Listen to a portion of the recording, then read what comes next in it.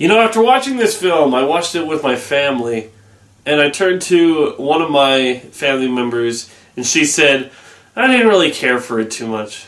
And I turned to one of my other family members, and she said, this is the best Marvel movie ever made. It's going to be hard for me to get my feelings down on this film, but let's give it a shot.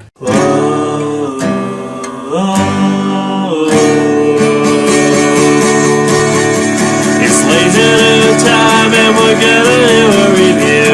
Yes, we're gonna review. I'll talk about movies and comics too. Let's all go watch the review.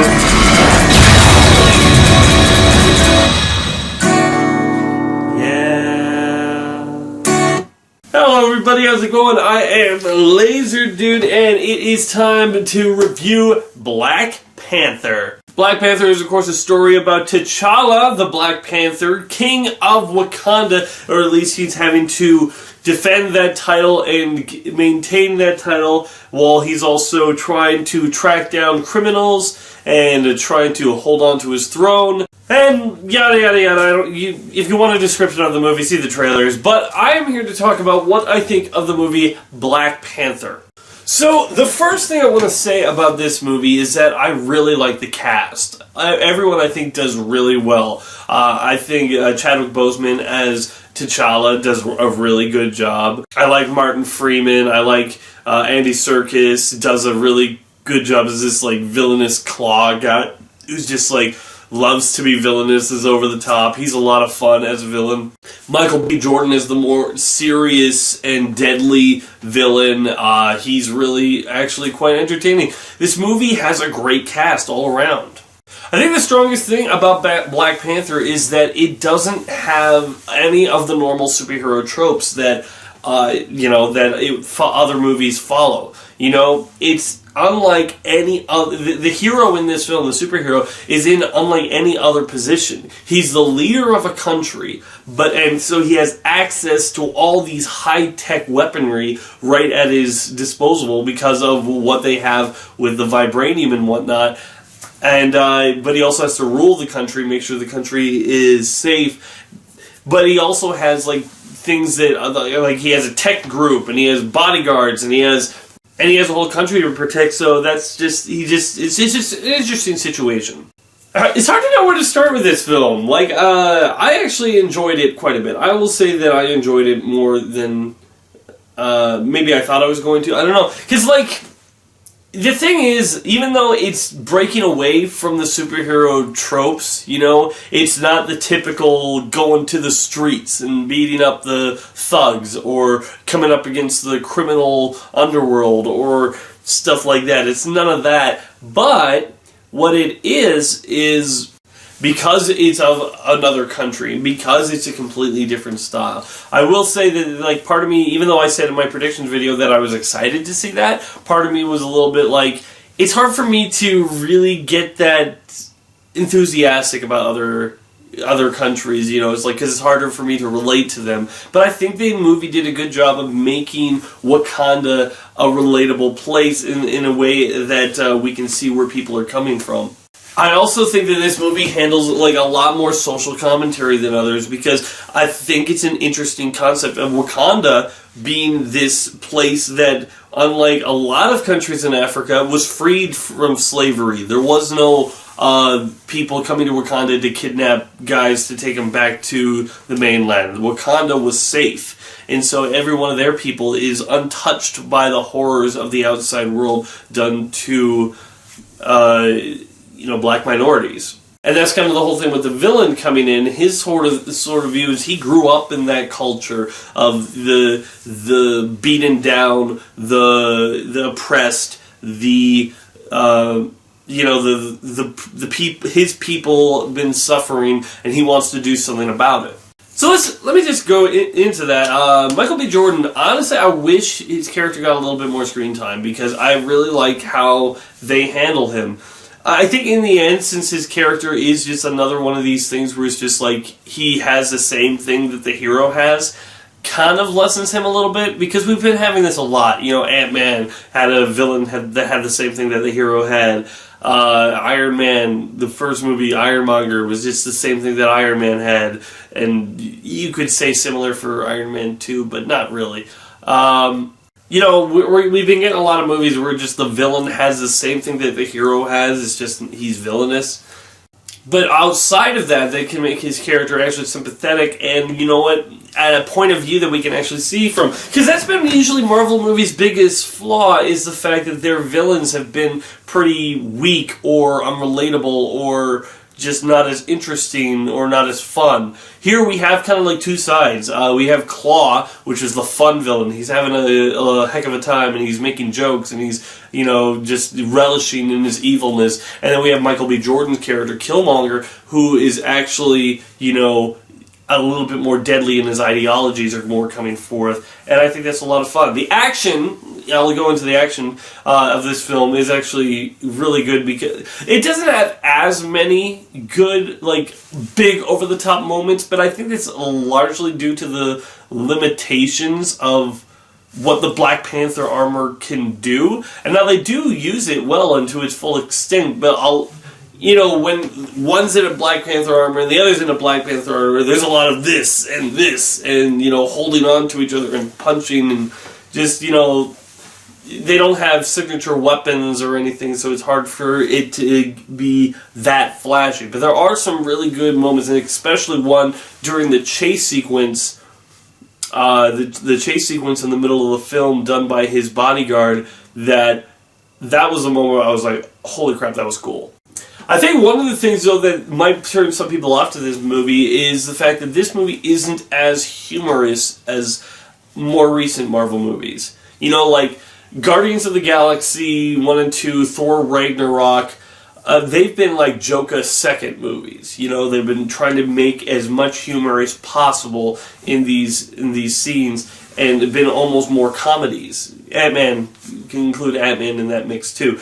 But this movie, while there are humorous moments, they actually take more time to develop the characters and the world, and to make it more real. And I think that's kind of going to be the main difference. If you go into this Marvel movie expecting to see something silly and fun, you'll get something fun, but not necessarily silly. But this movie is making a lot of money, and I can totally see why. It's a movie that I think its message is one of inclusiveness. We need to come together, not like Wakanda, hide ourselves from the rest of the world. I think I've said enough of what I feel about the movie to give it a rating, and then move on to the spoiler part of the review. So let's do that. So this is going to be kind of tough for me, because I think the movie is really good. It's not necessarily as enjoyable. While I will say that I didn't enjoy myself in this movie as I did with other recent Marvel movies, I can also say that the quality is better than a lot of recent Marvel movies. It takes its story more seriously. Its character is a lot more conflicted. There's a lot more troubles going on inside his world. He has a lot more responsibilities. And the characters of all the cast, I think, are really good. I especially like his sister. Him and her have a really nice relationship. Honestly, I like all the girl characters. I like his bodyguard a lot. She's a lot of fun. I like his love interest, played by Lupita Nyong'o, which is the only one of these three women's names that I've memorized and can say. But anyway, she's a lot of fun. I like how she's like a spy, and they have this they kind of like each other, but they kind of it's a will they won't they, because their goals are kind of different. But in any case, I'm gonna give my rating, and so I'm gonna give Black Panther a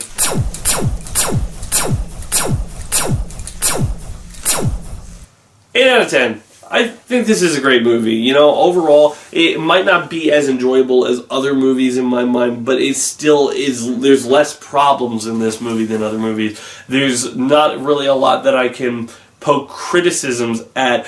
If there was one, there's one I'll get into the spoiler review, but, even that, it's not necessarily a plot hole, it's just a personal pet peeve. And that's why I think that, Black Panther is a great movie, and you should definitely check it out. And yeah, now it's time to go to my spoiler part of the review, where I talk about all the things that either bug me or really like that are spoiler worthy.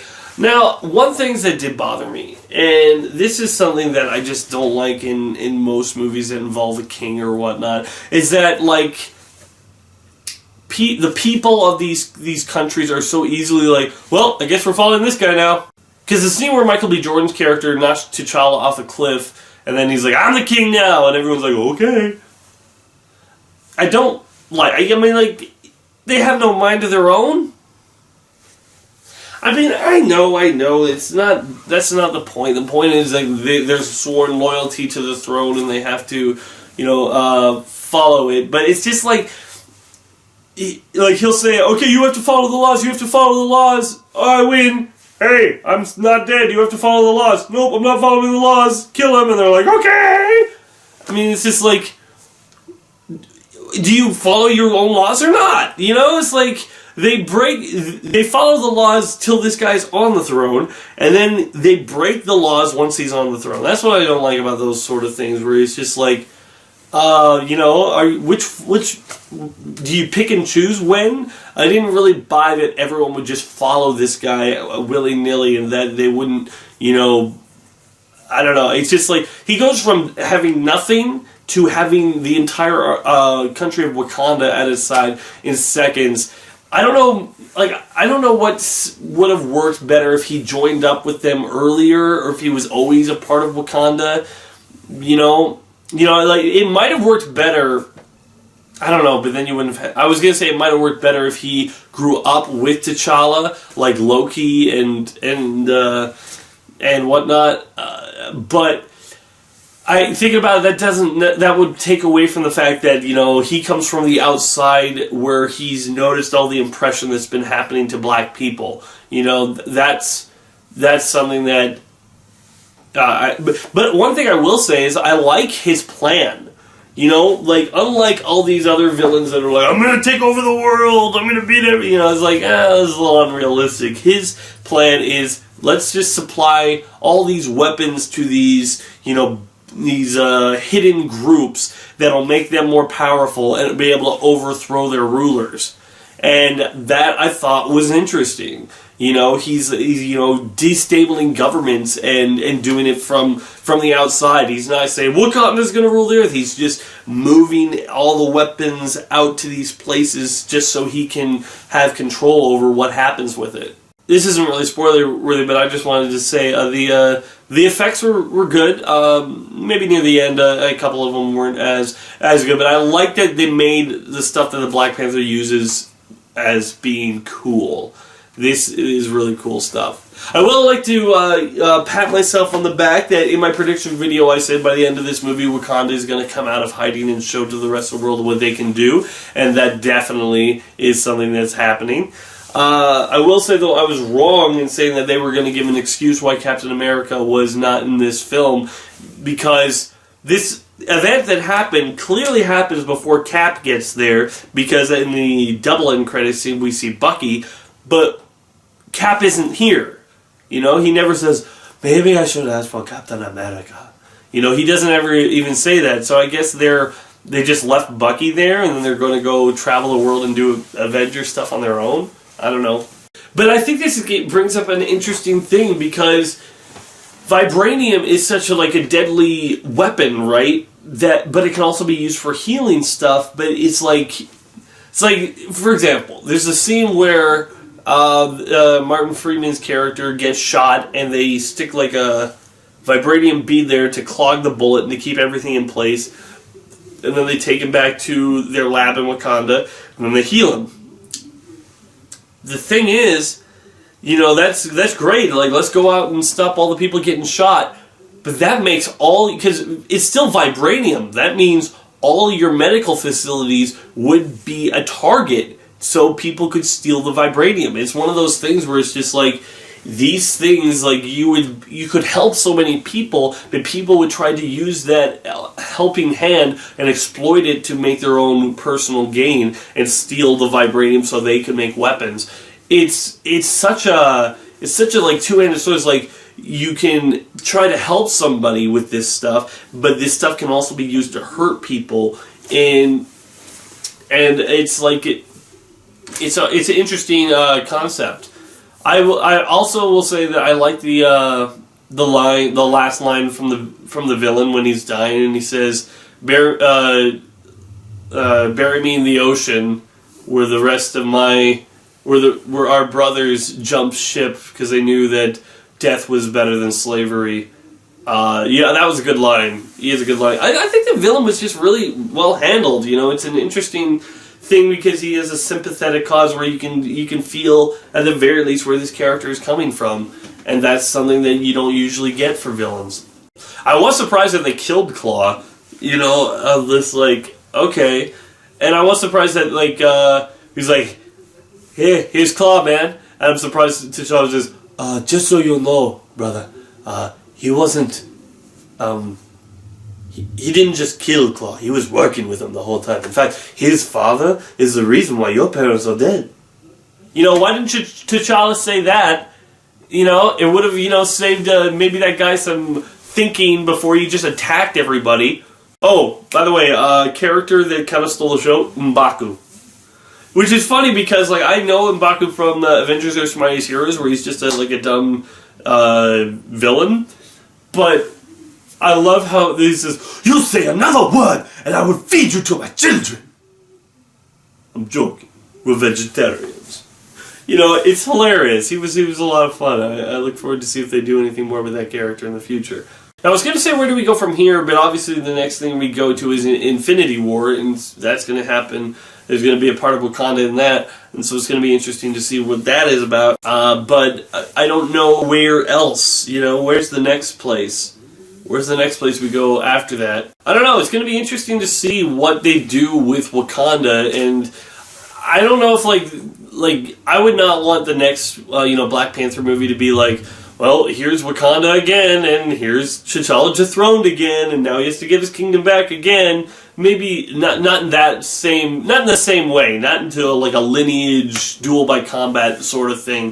If they did it in a way where it's just like he had, you know, where there was like an actual hostile invasion of Wakanda, that would be interesting. Or maybe a civil war because people did not like how he took them out of hiding.